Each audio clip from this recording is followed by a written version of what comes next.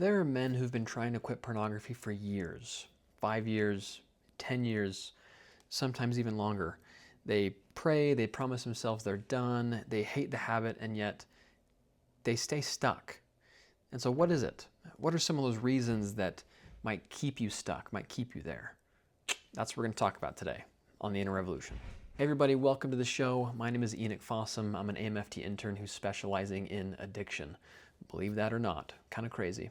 Before we jump into things, if you are looking for a therapist or a coach, then you can go ahead and schedule a free consultation with me down in the description below, and we can see if we're a good fit. One of the best predictors of therapy and of coaching is the relationship that we have right here. So if you and I have a good relationship, odds are coaching, therapy is going to go smooth, going to go great. Not that it's not going to be a struggle, not going to be hard, because I think pornography addiction in particular is one of the most difficult things that you're going to have to overcome in your entire life. But the nice thing about this, the hopeful thing, is that it's possible. And so go ahead, and if you are interested, you can schedule a free consultation in the description down below. And if this is your first time stopping in, man, thank you so much. Thanks so much for listening and supporting the show. So today we're going to look at a couple reasons why men stay stuck. Okay, and obviously women too. Why people stay stuck in pornography addiction. You know, I see a bunch of clients who are kind of all in a similar boat, where they seem to be doing all the right things, at least in their mind. They say, man, I'm doing all these things, but I still can't kick this thing. You know, maybe it goes from, maybe they stop relapsing from to every day, and they, you know, relapse maybe once a week, every 2 weeks, whatever. But it stays that way for a long time, and they can't create complete sobriety. Okay, they can't fully let go or fully quit. And so what are some of those reasons? Number one is this myth that trying harder fixes everything. I have a couple of clients who are like going all out, balls to the wall with everything that they're trying. They are fully committed. The moment their feet hits the ground, they focus on recovery. This is what I'm going to do today. They do their best to be intentional, and yet they still seem to fall short.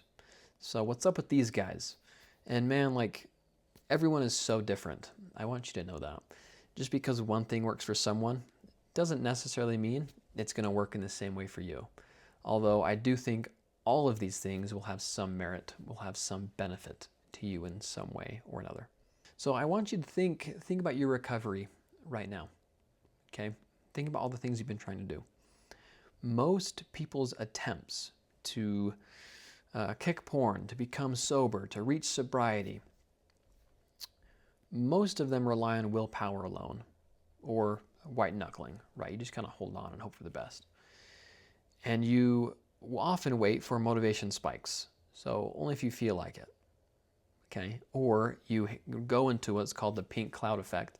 We've talked about that on the show as well, where you have this little season of motivation. You're super pumped, super motivated. You read, you study, you start changing habits, all of these things. And then once you leave the pink cloud effect, your motivation tanks and you don't want to do it anymore. Like, man, like, oh, it was so easy a couple weeks ago. Like, what's going on now? You've just left the pink cloud effect. And you also might be relying on emotional promises. As in, after you relapse, you have heavy guilt, right? You're like, oh man, like, this is it. This is my last time. I'm never looking at it again because I feel so awful. My wife's just heartbroken. She's threatening to take the kids. She's doing all these things. Like, this is it. This is the last time. And then, lo and behold, a couple days, a couple weeks later, you find yourself in the same situation. So all of that mostly relies on motivation. This isn't going to be a full episode on motivation and discipline, but just like that Brian Johnson episode, right, where he talks about discipline as self-trust, that's really what you have to rely on at the end of the day when it comes to not relying on willpower or motivation or these emotional promises. You have to start to build a sense of discipline. And going back to those clients of mine who are super motivated and doing all these things, they are just that, super motivated. They're deep in that pink cloud effect and it feels awesome. And that's a good thing, and I think it can be a great catalyst or ramp for change if you realize and come to understand that that's not always going to be a thing, that it's eventually going to go away. And you're going to realize, oh man, like, okay, I'm going to wake up some days, and I might even wake up most days, and I don't want to do anything. I don't want to keep these systems in place that I'm trying to create. I want to go back to what was comfortable. I don't want to sit here with these feelings of stress or this anxiety. I don't want any of that. I just want to go back to what I was doing before, which is coping with all of that through pornography. And remember, that's what your brain wants. Your brain wants you to stay in the habits that it's worked so hard to create and to keep you there. So it's going to do all it can to make sure that that doesn't change, which is why it's so hard to create new habits. So in recovery, when all you try to do is rely on willpower, recovery without structure is just total chaos. Okay, and so a lot of the times guys come in here to start the recovery process, and they're like, all right, my goal's 90 days. Like, I'm just gonna get there. I'm gonna raw dog it. And they just focus on straight willpower or white knuckling. And like, yes, some people can do that. Some guys can do that. But at the end of the day, you need to ask what the point of that is. Are you just trying to white knuckle to say that you've gone 90 days without porn? Like, is that it? And sure, that can be a good thing. But at the end of the day, remember, what is recovery? It's the process of becoming. It's not the process of just removing something. Recovery is this idea that you are trying to now become something or someone new. You're trying to create new habits, create a new way of being. And just removing pornography itself isn't going to be enough. That's not going to get you there. And so focusing on this idea that I now need to try and become the person that I want, not just I'm hit 90 days. I'm going to go from there. Like, if that's it, if you're just going to straight brute force it and willpower, you may end up hitting 90 days, and you'll find that you're really no different. Nothing's changed. You just haven't watched porn. And you'll find that that achievement's probably a little bit more hollow and less satisfying than you think, because you haven't made any other change. You've just taken porn out of your life. That's it. Because remember, porn isn't the problem. It's the solution you found to the problem. So whatever problem that is, it's still going to be there, even if you just remove porn. So a lot of men rely on their willpower, on hope, their mood, inspiration, instead of relying on systems, routines, and boundaries. Some examples of missing systems are no internet restrictions, no accountability partner, no scheduled replacement behaviors. They just try and, again, brute force their way through it. That's like trying to set a New Year's resolution of losing weight. Man, that's super broad. It's one we hear all the time. I want to lose weight. So with this goal, in this analogy, you don't have a meal prep, you don't have a workout plan, you're just going to try harder. You're just going to try and move more. Like, sure, you might lose a couple of pounds, maybe 1, 2, 3 pounds.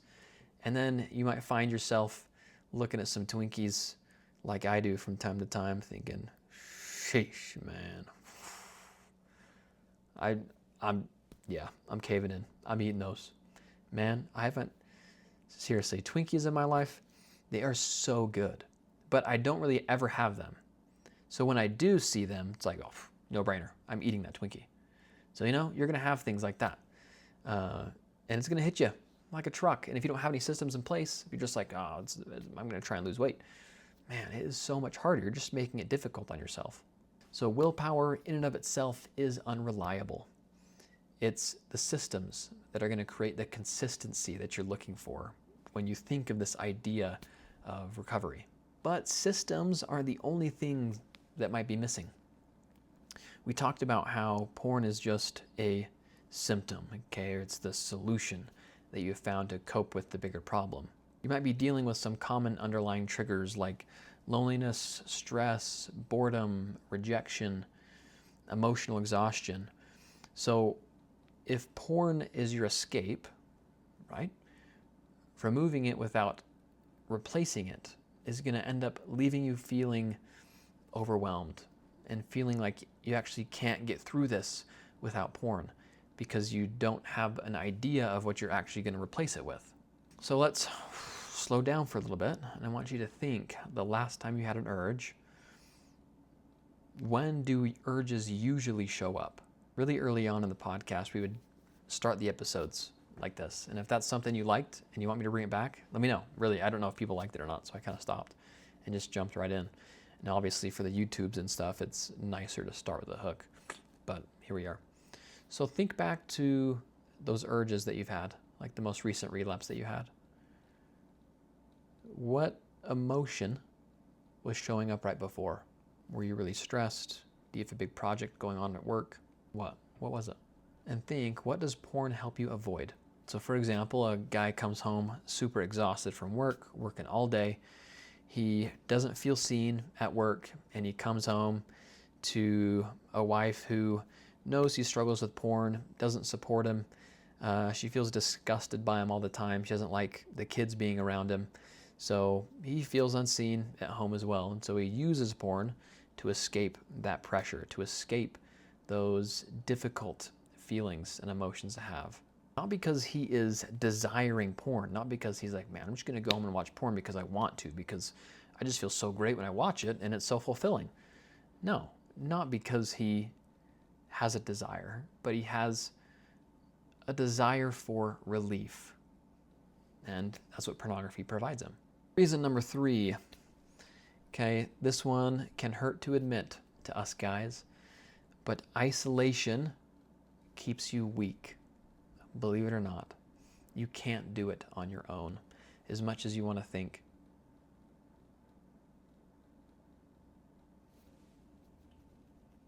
As much as you want to think that you can, the reality is, dude, is that you can't.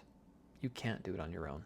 And that's something that's really scary to admit, especially for guys in our day and age, in the culture that we live in. Because we are so afraid of being seen as weak, or we have shame, or we have a fear of being judged. We want to appear to be really strong. We have a lot of pride, right? So we want to do things on our own. We don't want to ask for any help at all. And look, that doesn't just go for pornography, right? That goes for a lot of things for us guys. We like to do things on our own. If you're like, man, dude, I get it. The problem you run into is that isolation is where addiction thrives. It's really hard to go through addiction with being isolated and staying on your own. So some examples of healthy support are things like accountability partners, support groups, therapy, link down below. All of those to have these honest conversations, to bring everything that you've experienced, all of these things that you've gone through, to light. And man, I promise you, this is where your life is really going to start to change, is when other people know. And of course, you want to tell people that you trust, right? You don't just want to go on the rooftops and shout that, hey, everybody, I struggle with porn. But you could.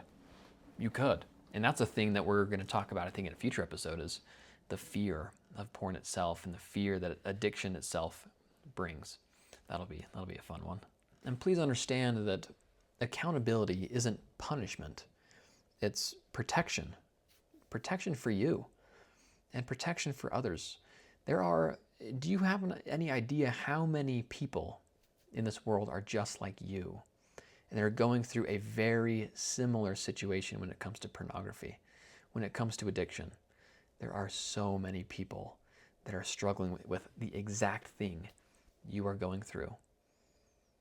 And so you can be a person that knows what it's like to go through something like pornography addiction. And you can be a pillar, a rock in someone's life, a great support system.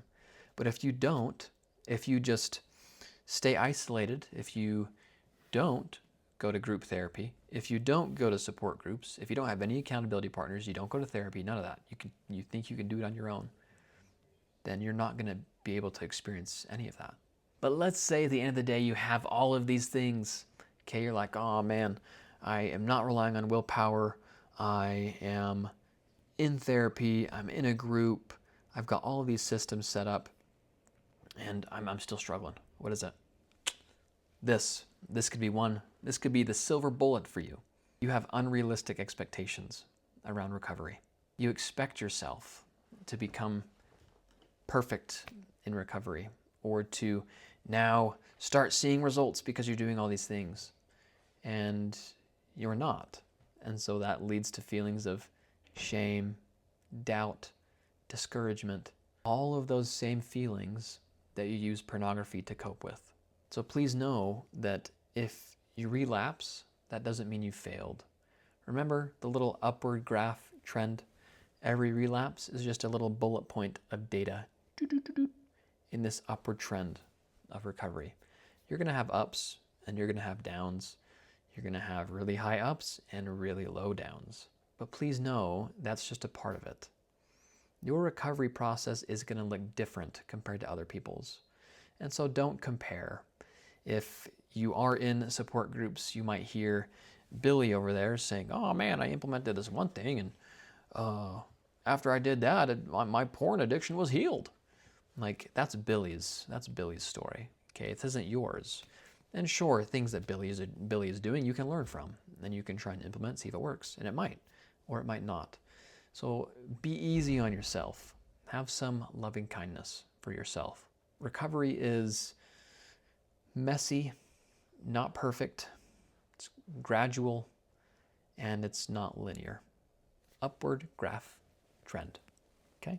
One of my favorite analogies is learning to walk. If you guys have seen little babies, right? We have, my wife and I have a 2.5-year-old and a 6-month-old. And when our little girls were starting to learn to walk, I guess our second one hasn't started yet, but when our first was starting to walk, when she fell, we never said, oh man, like, you piece of crap, what are you doing? You fallen little baby, what are you doing? No, we don't do that. We said, oh hey, that's okay. Falling's a part of the process, get back up and try again. She took one step and fell. Oh, that's okay. No worries, get back up, let's go again. And she would cry and be mad and upset that she couldn't do it. Even when her friends, her cousins were all doing it, and they were about the same age, why can't she? She was getting upset and mad. But we kept saying, hey, you got it. Keep going, keep going. And of course, eventually now, she can run around and do all these fun things. And so in this scenario, you're the baby. You're this little baby who's trying to learn how to walk and keeps falling. And so one, you can be easier and nicer to yourself. You can love yourself more. And having a support system of any kind is like the parents that help you, and you could all be babies even, actually. You could all be babies. You all fall down, but you all support each other and you get back up. That's what it's about. So what actually helps men break the cycle? One, build systems. Don't just rely on willpower, dude. Don't just try and white knuckle it. Use internet filters, have phone boundaries, have screen-free hours, all of these things. Envision this person that you want to try and become. Who do you want to be in 5, 10 years? Do you know? What are the values of that person? Start to create a game plan of what would this version of me 10 years down the road do in this exact situation? What would you do? Write it down and start acting in alignment with those values. You know, one of the things I tell clients when they're in the thick of just addiction, right? They PMO every day, maybe even just once a week. They're like, man, I don't know what to do. I say, delete YouTube, delete Instagram, delete Facebook, delete TikTok. Get rid of it all. Get rid of it. Even get a brick phone. And they visually go, I don't know if I can do that. What is your recovery worth to you, dude? Is it worth watching some YouTube videos of League of Legends? Is it worth scrolling on Instagram, doom scrolling on the toilet? I don't think so. I don't think it is. But if it's not worth that much to you, then you're not ready for recovery. And that's okay. You can come back to this episode and come back to recovery when you're ready for that. And you need to replace what you take away with something healthier, like exercise, cold exposure. Go and do something that you're scared of. Go, I'm terrified of, what's it called? Falling from a plane, skydiving. That. I'm terrified of that. I'm probably never going to do that. But do something brave, okay? Like that. If you're brave. I'm not when it comes to skydiving. But do something hard. Go and run 10 miles. Go and run a mile, for heaven's sakes, if you've never done that before. Get out there. Go and do things. And then create accountability. Go and tell people. Go and tell somebody what you've been struggling with, what you're going through, and be honest. Go find a group. Man, there are so many therapy groups that you can find. And a lot of them actually are over Zoom. And so you can just join. You don't even have to have your camera on. But plan on participating. Plan on being actual, contributing to the meeting and being helpful. But you don't have to have your camera on. You can even change your name. Whatever you want to do. But there are support groups for you. Start removing the secrecy from your life. And that in and of itself is going to start changing your life, and that's going to be really refreshing. And do all of this consistently. Just like working out, I don't know when you're going to get to the point to where you're fit. I don't know when you're going to get to the point where you can bench 225. I don't know. But I do know that if you are consistent in doing those small things and going to the gym and trying to eat better, hitting your protein goals, all these things, I do know that eventually it will happen. Same thing goes for recovery. I don't know when you're going to hit your mark of sobriety. I don't. But I do know if you set all your systems in place, you do all these things and you do it consistently, eventually you're going to look back and realize, man, I've come so far. And you will see that, yeah, sure, you might still struggle here and there, but you are not the same person from when you started. You're totally different. That's because you've been consistent. You don't win with recovery with one big decision. Recovery happens with a million small decisions. So staying stuck isn't permanent, but staying passive in your life is going to keep you there. You have to be intentional. Wake up each morning and think, okay, what can I do today? What is my system that I want to be set in place? What is this new behavior or pattern I want to create? And go and do it. Push back on these old habits that you have. And I want you to think, what is one system that you've heard today that you currently aren't implementing that you can start this week? Just one. Odds are there's at least one thing that you heard that you're not currently doing. And so I really want you to think about it and add just one of those this week. Not all of them, just one. Pick one that you're not currently doing and start to do that consistently. Okay, you guys rock. Thanks so much for listening.